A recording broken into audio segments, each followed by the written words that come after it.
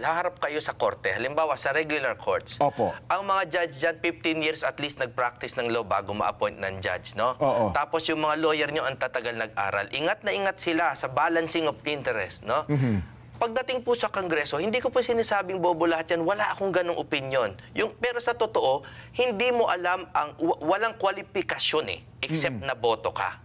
So okay, your job is to pass laws. Magpasa kayo dyan ng mga batas. Pero pagdating sa paglilitis, hindi ba dapat may konting requirement o background man lang sa paglilitis para to ensure that the rights of the persons appearing in or affected by such inquiries shall be respected? Hindi pa pwede i-google yan, Attorney Jimmy? Alam ko yan, tinutukoy ninyo. Yun nga ang problema tayo po ay nasa isang henerasyon na kala natin yung quick information is reliable information.